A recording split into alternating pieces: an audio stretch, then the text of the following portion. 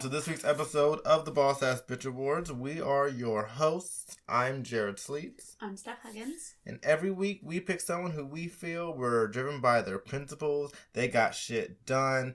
They grew tired of the gendered clothing at department stores, and they decided to make their own clothes. And hopefully by telling you their stories why we gave them our award, they can inspire you as they inspired us.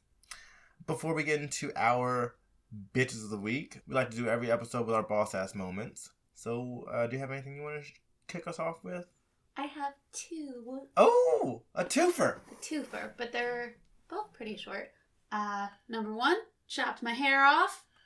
Yes, you did. Had to be done. Not as drastic as I thought it was going to be, but you still chopped it. It's not as drastic as I thought it was going to be either. It turns out I didn't have a lot of control over the situation. But I'm happy with where we landed. Okay. So that felt good. Feel a little lighter. Yeah. Hair is heavy. Hair is heavy. I didn't realize how heavy hair would be until I started locking my hair. Yeah. And especially when I get it wet, it's like, oh my god, it's like a 5-pound weight on my head. It's heavy, and then when it's long, it stays wet forever. It never dries. So yeah, had to go. Yeah. And that feels good. And then my other one is what I was just talking to you about. I started my new job. Yay, new job. New job. We love employment progress. We love career employment progress. It was definitely kind of a leap leaving the old one, but I'm getting to know the organization, getting to know my coworkers. I have a freaking coach, which was You have a coach? I have a coach. Like to coach you? Yeah. Oh, that's nice. Right? At my last job, they kept forgetting that I existed to, add me to Zoom calls where I wasn't even technically being trained. I was just sort of observing. But it's tough to do that when they don't send you the link. Yeah. So my first 2 weeks of training were just sitting at home hoping that somebody told me what I should be learning. Damn. So this is a nice change from that. They sent me a whole schedule of things that I should be learning. Oh, good. And it's a lot. It's a little intense, but I'm excited to be doing it.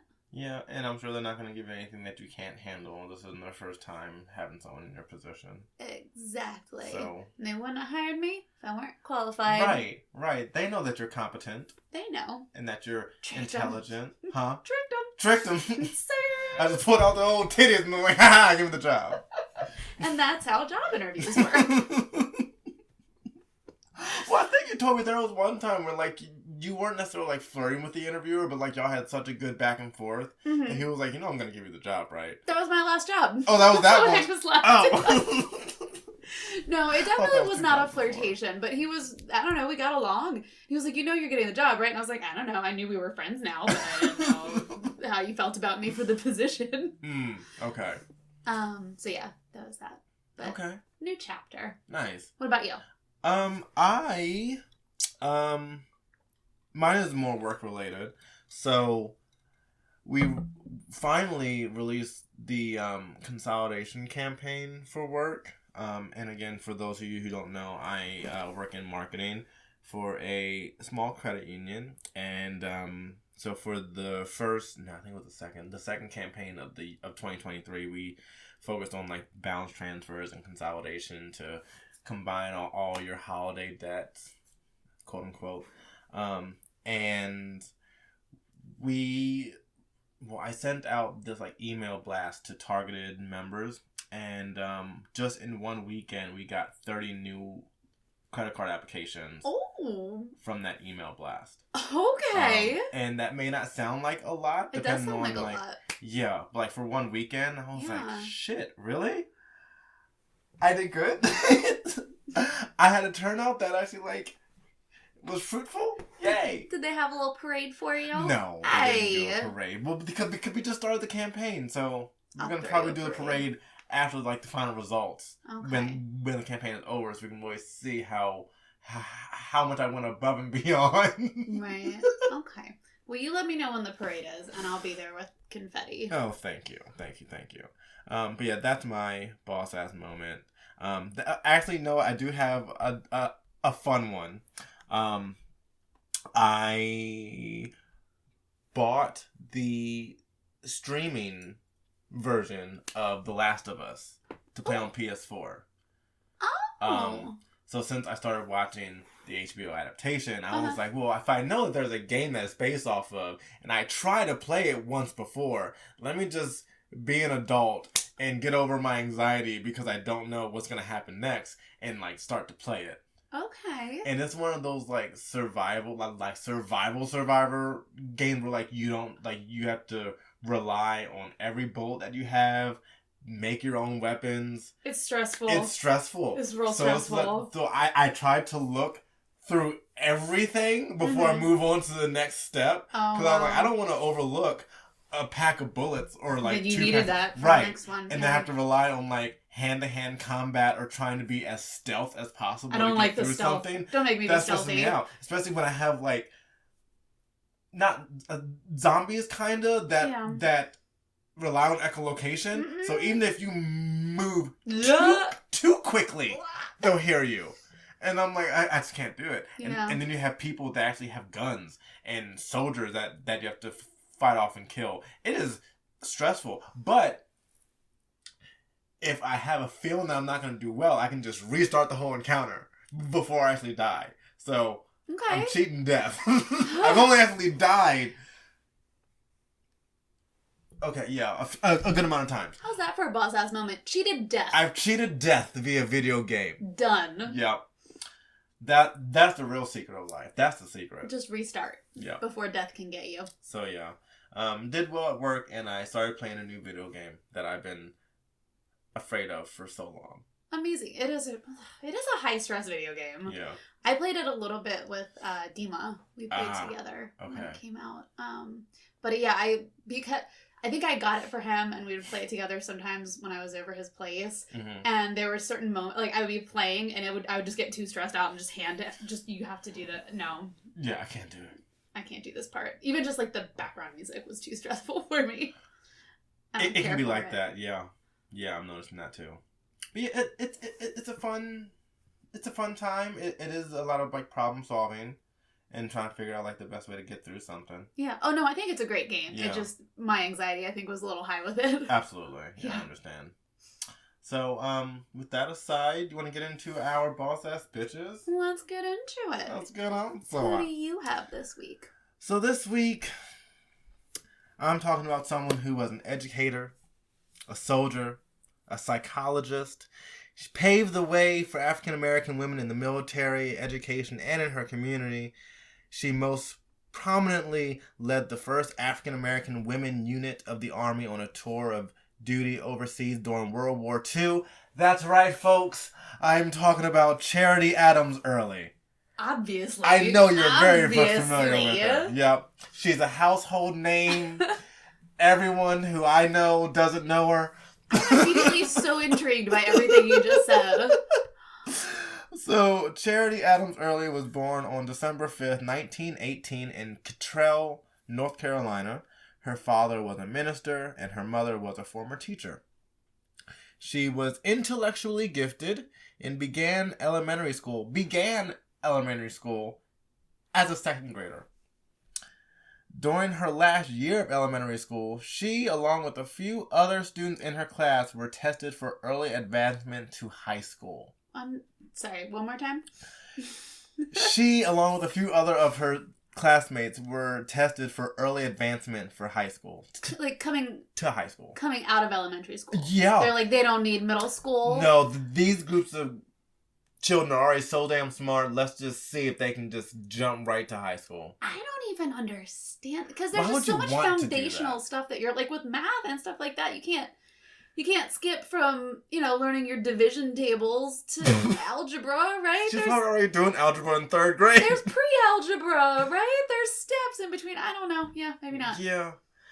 I don't know. But also, like, the social aspect of it. Like, why do you want a late elementary kid to go from, like, that, where they had recess, to high school, where they have cliques and, like, 10, 15 page papers and shit, and, like, it's a like, you need some kind of progression in that. Like, it's not just your book smarts. Like, there is some social skills that you need to learn before you just go into high school. Yeah, definitely. Especially if you're, like, the only one that tests into it, and then, you're just hanging out with a bunch of scary teenagers at 3 times your height? And then also, like, what about childhood? could. That seems like a lot of pressure to put on a kid. Yeah. Rushing for what?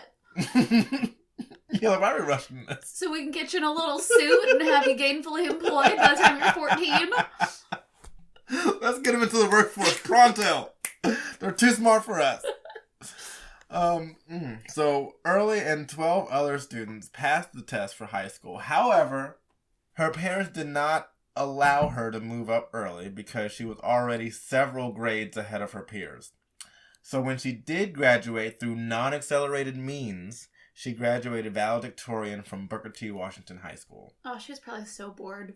Yeah. She's like, this is so remedial. Fine. Graduating top of her class earned her a scholarship so that she could attend Wilberforce University in Ohio, one of the best African-American higher educational institutions at the time. While at university, she majored in mathematics, Latin, and physics, while she minored in history. And I'm starting to think that when they just say that they made, like, I can't imagine that she was a triple major. That's not even, how is that even possible? Did she have a time turner? Is she Hermione Granger? Because there's no way that you would have 3 majors and a minor. I don't know how that makes sense. In college. Like you may have, like, had some focuses in that, or maybe she changed majors, but I cannot fathom someone graduating with 3 majors for a bachelor's degree. Like, look, I don't know. They tried to put her in high school when she was 2 feet tall. Fair, yeah, facts. But she was also very active in school groups, participating in the university's branches of the NAACP, the Women's Self-Government Association, and the Greek sorority Delta Sigma Theta Incorporated. Because she had so much extra time. I feel like she's Jay. Basically. Oh my God.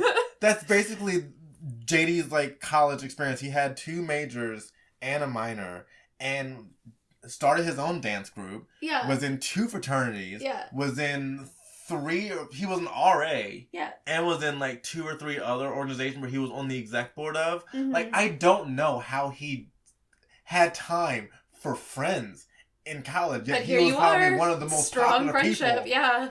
Like, yeah, she's got strong JD vibes, and I think maybe that's just a personality type that you're very attracted to. Maybe. So with all that, she finally graduated with a Bachelor of Arts in 1938.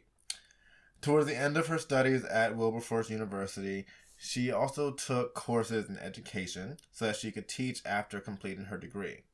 From 1938 until 1942, she taught math and science at a junior high school in Columbia, South Carolina. In the summers when she was not teaching, she took graduate courses at Ohio State University, later declaring her major as vocational psychology. In 1942, the United States was expanding its military forces as it went to war with Germany and Japan. As part of this effort, the Women's Auxiliary Army Corps, the WAAC, later known as the Women's Army Corps, WAC, was created in the spring of 1942. Hearing about the formation of the WAAC, Early decided to apply for a place in the organization. She was accepted in July of that year and traveled to Iowa to begin training at Fort Des Moines as a member of the 1st Officer Candidate School. She completed training and was commissioned on August 29, 1942, and remained at the training center in Fort Des Moines until 1944. During that time, she worked as a staff training officer, a station control officer, and a company commander. In September of 1943, she was promoted to a major, making her the highest-ranking female officer at the training center. One of the first battles Early fought for equality was when the Army proposed segregating the training regiment. When she was told that she would head one of the segregated regiments, she refused. And after what I'm sure was enough back and forth, the Army subsequently decided against creating separate regiments. Wow, that's gotta be a scary stand to take. Because, like, when you're military and they tell you to do you something, kind of I do think what you you're just told. have to do it. Yeah. So for her to have that much pushback, and I'm sure, like, the military just doesn't just, like, go back with the tail between the lanes after, like, the one refusal. Mm-hmm. Like, they probably had to, like, have gotten her to try to do that many times. Like, no, not doing it. Like, oh, she means business. Yeah. At the end of 1944, Early was chosen to be the commanding officer of the first unit of WAC African Americans to go overseas. Her unit's mission was to organize and direct mail to U.S. servicemen which had gone undelivered. The battalion was faced with air hangars full of undelivered post, which needed to be sorted and redirected. Her unit began working in Birmingham, England. The women worked around the clock in 3 shifts for 8 hours per shift, 7 days a week. Wow. They were tasked with clearing all the backlogged mail within 6 months, but they were able to accomplish their goal within 3 months. Damn. They were then moved to postal facilities in Rouen and Paris, France, again organizing mail which had gone undelivered. She estimated that the unit handled approximately 65,000 pieces of post per day. For her work in the WAC, Early was promoted to Lieutenant Colonel on December 26, 1945. This rank was the highest possible promotion for any woman in the WAC and placed her directly under the Colonel and Director of the organization and former boss-ass bitch recipient, Oveta Culp-Harvey, who I covered, I think it may have been Black History Month or just some other obscure episode. In March of 1946, she requested to be relieved from active duty, and upon her discharge from the military, the National Council of Negro Women Incorporated presented Early with a scroll of honor for distinguished service in the military. After leaving the services, she was inundated by many groups to give talks about her wartime experiences. She went back to Ohio State University and completed her MA in 1946. Following the completion of that degree, she went to work with the Veterans Administration in Cleveland, Ohio as a registration officer. And it was in that position that she reviewed World War II veterans' requests for educational funding and other benefits offered under the GI Bill. She basically determined how much each veteran would be awarded. Mm-hmm. She continued in this position for a year, so from 1946 to 47. She then turned to a variety of roles in academic administration. She worked as the Dean of Student Personnel Services at Tennessee Agricultural and Industrial State College in Nashville, and the Dean of Students at Georgia State College in Savannah. After getting married in 1949, she moved to Zurich, Switzerland, where her husband Stanley was trained to be a doctor. And while in Switzerland, she attended Minerva Institute for 10 months to learn German. And of course, when she mastered that language, because there's not a academic course that she can't handle, she attended courses for 2 years at the University of Zurich. In her second year, she studied at the Gungen Institute of Analytical Psychology, but did not pursue a degree with that one. But upon her return to the United States in the 50s, she was extremely active in community and civic work in Ohio, where she lived. She sat on a number of boards, including the Board of Directors and the Board of Governors of the Dayton chapter of the American Red Cross, the Board of the Sinclair Community College, and the Board of the Dayton Power and Light Company.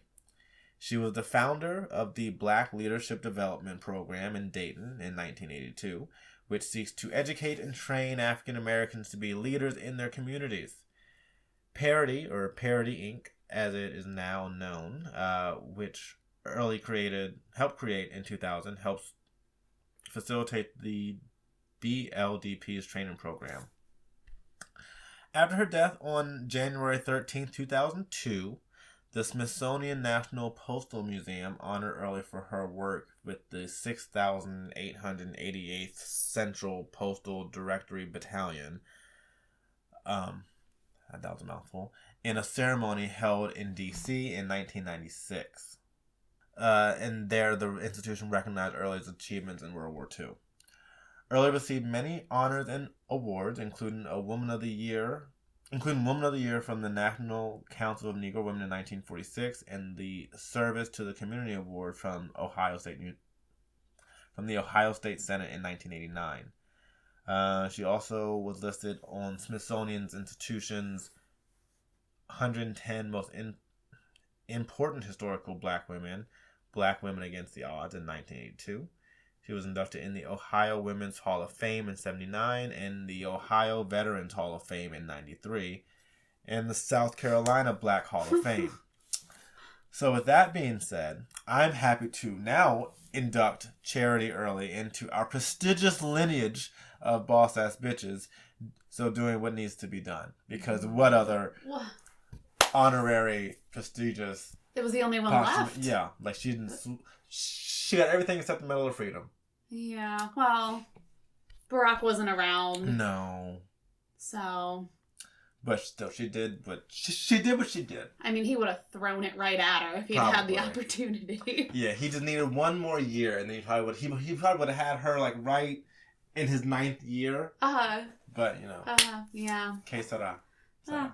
Well, she sounds amazing. She does sound amazing. And super intimidating. I would be terrified to meet that person. A bit. Yeah. Quite a bit. Yeah. But I'm sure she also would have been good old gal pals. Oh, I'm sure she was a good once you get on her good side. I'm sure she could reel it in. She's like, okay, I'm talking to who? Okay. Kind of reminds me, like, I haven't heard her talk, but she reminds me of Angela Davis, how, like, she knows how to, like, set the precedent and, like, condone herself in the right way, but also, like, can be very relatable if she's around the right crowd. Right. Like, okay, I don't know. I feel like Angela Davis, she's just a good teacher. Right? You know, like, she's operating on another level, but she's pretty intuitive about who she's speaking to. So, yeah, that's Charity for you girls. And who did you do for your... Also a household name over here. Okay, yeah. Today I'm honoring Bridget, a.k.a. Biddy Mason. You know, I have a doll of her. They made a life-size doll of her back in 2003. Right. And it's a collector's item. Now it is, yeah. Yeah, so not only is it a household name, but I have her lifelike doll. All right, listeners, if you also got in on that craze, dig out your old Biddy Mason doll and see what you can get for it on eBay, because you're sitting on a treasure trove. Who gave me the ability to, like, talk? Too much responsibility. Right. Just be reeled in. All right. Anyway, Betty Davis, yeah. Yes, Betty Davis. So the protagonist of today's story was born on August 15th, almost my birthday, one day off. But come on, Leo. 1818, to enslaved parents on a plantation in Hancock, Georgia. She was given the name Bridget, but no surname, and she just went by Biddy. As a child, she was separated from her parents and sold several times, as tended to happen. Yeah. And she worked on plantations in Georgia, Mississippi, and South Carolina. She spent a big chunk of her childhood working on John Smithson's... That's not a real name. John Smithson, okay. Well, Smith, maybe it's one of those, like, traditional names where, like, his father was a smith. Mm-hmm. So it's Smith. You know. Maybe. I just feel like someone didn't want to get their family recognized as slave owners, and they just went back and changed it to the most generic thing they could think of. Maybe. So yeah, he had a plantation in South Carolina where she was working, and she would assist the house servants and the midwives, which was some important information for her moving forward. Mm-hmm. Okay. In 1836, Smithson gave 18-year-old Biddy, and I'm very uncomfortable with the language here, because here's the thing, we use enslaved person instead of slave, but then we didn't really alter any of the other language. Like, you can say that somebody was given or sold, and it's like, well, they're kidnapped, but we kept, I don't know, it feels icky in my mouth coming out, and that's how I feel about that. Okay. Anyway, here we are. Okay, so she was given as a gift to his cousins Robert Marion Smith and Rebecca Crosby Smith as a wedding present. Yikes. Oh my God. As a wedding present. Here's my best slave. Yikes. You show up to the reception, she's like, Is she in, like, wedding attire? Like, is she in her best slave outfit? The logistics here... At some point, they had to stop and think about it, right? No, not at all. I guess they didn't. They were like, oh yeah, here's my best Negro. You can have her. Jesus. So that is how she ended up at the Smith's plantation in Logtown, Mississippi. And obviously, typically, Biddy did not receive a formal education, but she did learn a lot about midwifery and herbal medicines from other slave women, and ended up with a stellar reputation as a midwife. Okay. While working for the Smiths, Biddy gave birth to 3 of her own daughters, Ellen, Anne, and Harriet, all of whom were supposedly fathered by Smith. Yikes. The slave owner. Yeah. Again, not uncommon. Not at all. But still, I kind of had a feeling that would be the pappy. Yeah. Very yikes. Very, I don't know. They needed HR. They sure did. Maybe it's just because I'm onboarding for a job right now, but I'm like, did they not show you the video about sexual harassment? No, okay. You guys didn't have that yet? Noted. At the time, there was a call for devout Mormons to head west to start up a Mormon community in what would eventually become Salt Lake City, Utah, but was, at the time, still part of Mexico. Right? I did the same thing. Mexico is that large? That's what I'm saying. I did the same thing. I'm like, I know, Utah's Texas. pretty high up there. Utah's pretty high up there. We really stole a lot of Mexico. Huh.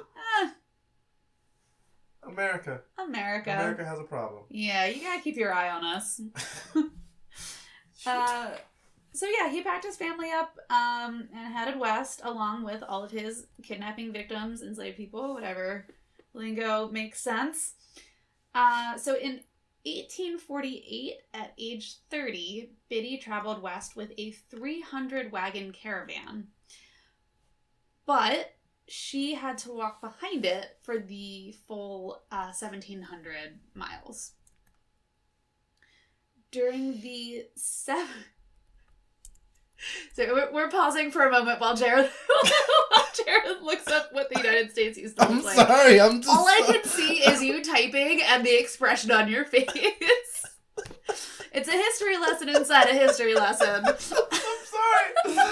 I'm trying to be so discreet about it, but it was not working. I'm trying to find like a historical Mexico map. Cause like I really can't. How big? Oh shit! God, wait. You told me that all that red used to be Mexico? I guess. I mean, I'm saying this was news to me today as well, so we're learning together. But yeah. That's audacity. I know, because I always hear about the Alamo, and you know, like that's very close to Mexico. So I think for that reason, I just thought maybe it wasn't so much. Yeah.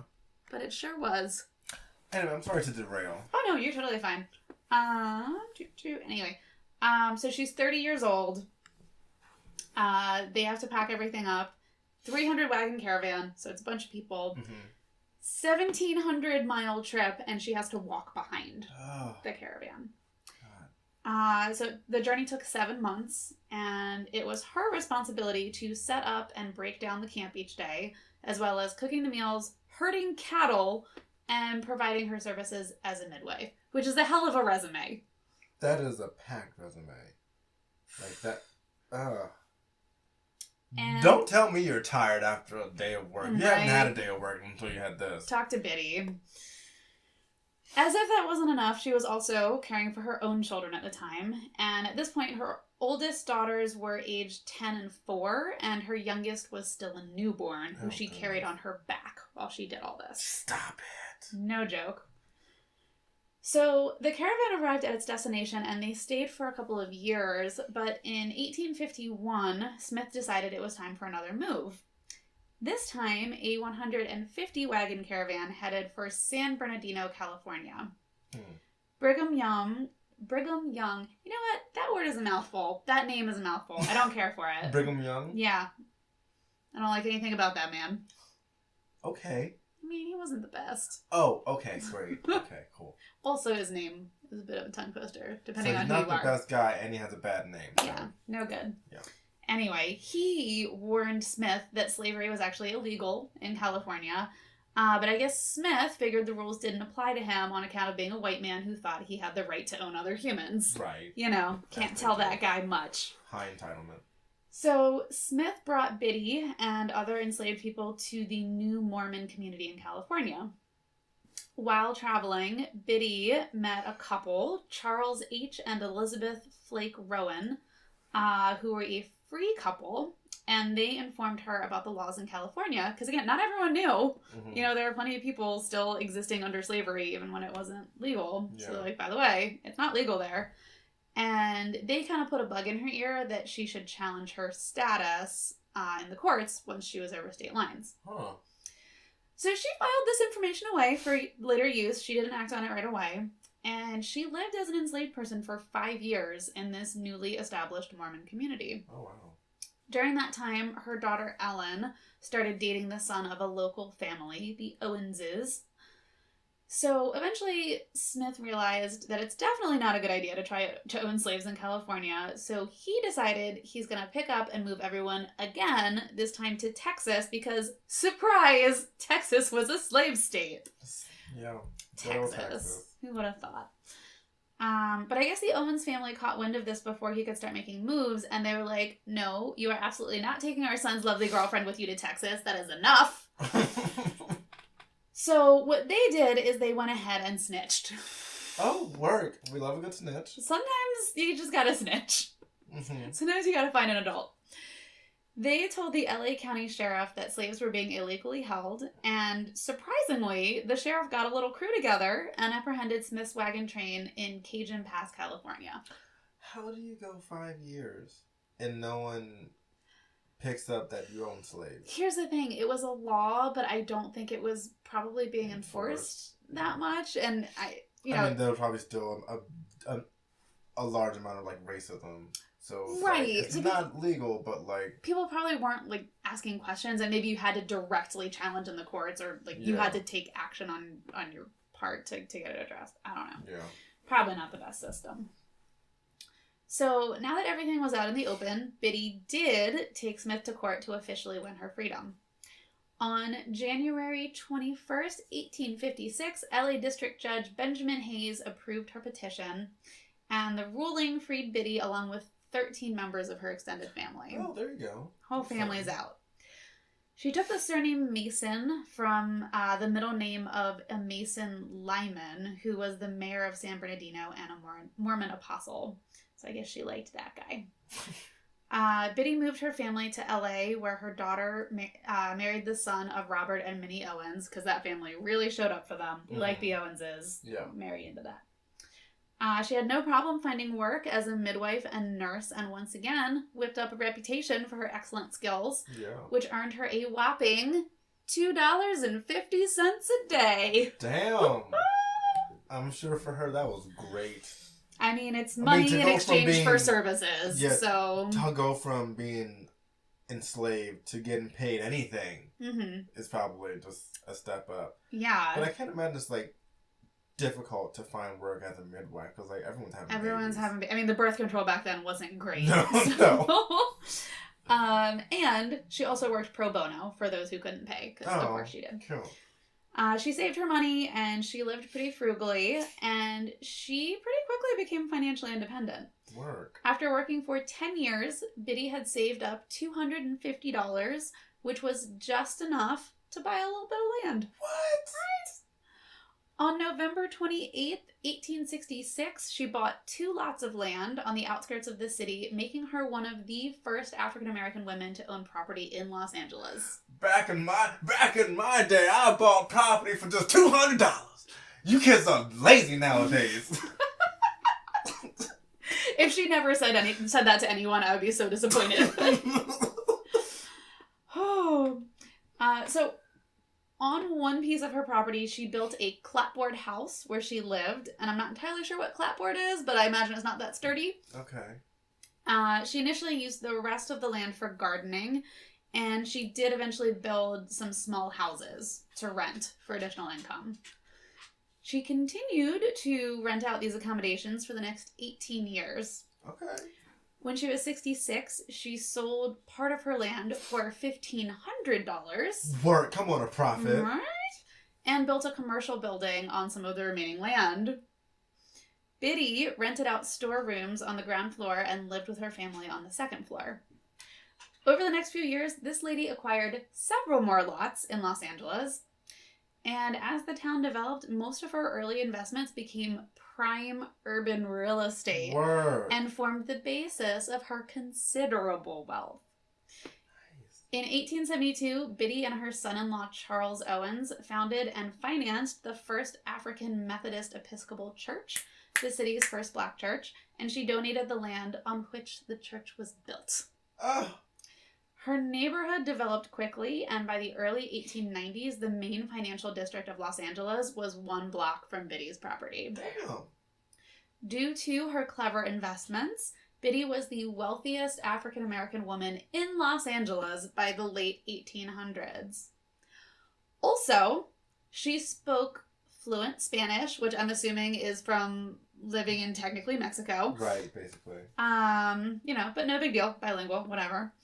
And she was a pretty well-known figure downtown, who was known to occasionally grace the home of Pio Pico, a wealthy Los Angeles landowner. She used her wealth, estimated to be about $3 million. Stop. $3 million to get to work building up her community. Like $3 million today or $3 million then. Back then? How did she go from $2.50 an hour it's all to $3 million? Real estate investment is where it's at. It truly is. But yeah, so she made all this money and she's like, you know what? I'm going to turn around. I'm going to help people. So she donated to charities. She fed and sheltered the poor, and she visited people in prison. Okay. She also helped to found a traveler's aid center and an elementary school for black children. Biddy died in LA on January 15th, 1891, and was buried in, and I'm not sure why this happened, but she was buried in an unmarked grave at Evergreen Cemetery. Like, she had that much land and power, and we can't get her gravestone. I don't know. But they corrected it on March 27th, 1988. So, took them almost 100 years to get around to it. But eventually, the mayor of LA and members of the church she founded held a ceremony during which her grave was marked with a tombstone. So she eventually got her tombstone. Okay. And that is the story of Biddy Mason, who went from enslaved woman with no formal education to the wealthiest woman in LA, giving out money to charities and just being a boss-ass bitch. We love a good storyline. That is a rags to riches story. Right? If that hasn't been made into a movie... That's a movie. That's a movie plot right there. That's definitely a movie. Like, that could be a really good... Oscar award winning? Yeah, I don't know who. The Oscars? I don't know my awards. The Golden Globes. And Biddy for the Grammy. Okay, but who do we picture playing Biddy? Viola Davis. Oh, you were ready with that. And I think that's good. Yeah, no notes. Plus, she's an EGOT, so. Oh yeah, why not? She can do anything. She can absolutely do it, no question. To your point, though, I think you're right. She had to have been an insufferable grandmother. Mm-hmm. Like you can never live up to that. Yeah, like. She's like, I'm sorry, you only worked how many hours this week? She's like, you're making $5 an hour and you haven't bought any land yet? What's wrong with you? You know what I did? But with a baby on my back. $2.50 a day. An hour. Probably a day. It was a day. And I worked myself from the ground up. Now I got all this shit. From $2.50 a day. And you're getting $5 a day. You're doing nothing with it. You don't wake up early enough. Where did I go wrong? Did I not teach you enough? All right. Well, I think we did a thing. Yeah, I think we did a thing and ended the episode on a good high note. All right. That is it for this week's show. If you find yourselves missing us, you can head on over to Instagram and give us a follow at the Boss Ass Bitch Awards, _ between words. Mm-hmm. If you are enjoying us so much that you'd like to support the show, you can do that over on Patreon for as low as $5 a month, or find us on Venmo. We're not that hard to find. We like money. You can also support us for free Just by subscribing, telling a friend, giving us 5 stars, quick review, make it snarky. Thank you all so much for listening. We love having you. Now go be the boss-ass bitch you want to see in the world. Back in my day, again, I made $2.50 a day. You have no excuse. No Bye. excuse.